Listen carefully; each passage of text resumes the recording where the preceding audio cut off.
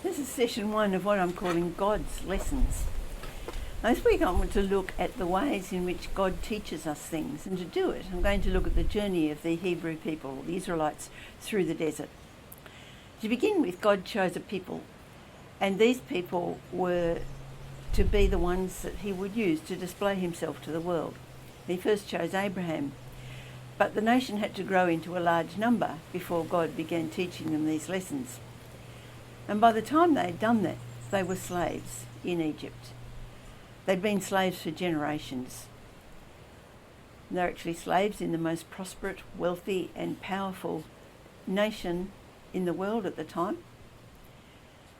They, as slaves, just had to do what they were told, but they did have housing and they did have food provided. And yet they were completely powerless people. And so this is the people that God chose to be his, that chose to be the ones to display him to the world. Why didn't he choose the Egyptians with all their power and their wealth and all their knowledge and skills? Why choose such a powerless people? The reason, of course, is that God wanted to mould them to his way, that they would see that what happened was nothing to do with their own skills and abilities. He was really starting from scratch. To do this, he deliberately led them through the desert for a whole generation.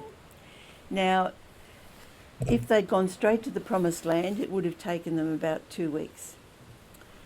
But God had to teach them along the way because they were slaves in their thinking, and he had to teach them who he was, what he was like, what he wanted of them. The first lesson they had to learn was trust. Now, God had made this promise through Moses to them that he would take them out of Egypt, but it took a long time. There were actually 10 plagues, so we don't know the time frame so much, but it would have been quite a while. And so this would test their patience and their trust, until finally Pharaoh said, "Okay, get out of here." But even then, they found themselves being chased by the Egyptian army, and they were stuck between the Red Sea and an army coming up behind them. And again they turned on Moses and said, "What'd you bring us out here for, to die in the desert?" And that's when God said to Moses, "Hold your staff across the sea." And they saw the sea parted. They were able to cross the sea, and they saw the whole Egyptian army drowned. This was their first lesson. It says in Exodus 14:31, "And when the Israelites saw the great power of the Lord displayed against the Egyptians, the people feared the Lord and put their trust in him and in Moses his servant." That was lesson 1. God is trustworthy. He will keep his promises.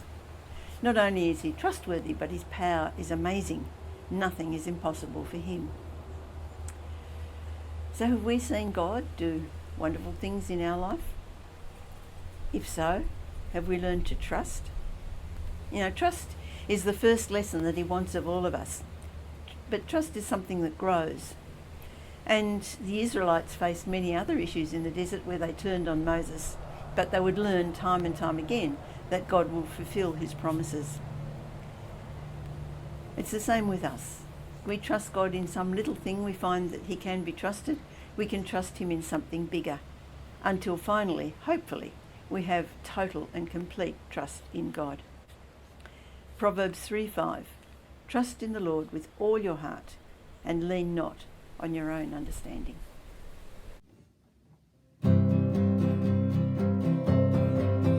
Teach me to dance to the beat of your heart.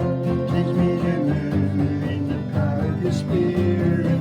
Teach me to walk in the light of your presence. Teach me to dance to the beat of your heart. Teach me to love with your heart of compassion. Teach me to trust in the word of your promise. Teach me to hope in the day of your coming.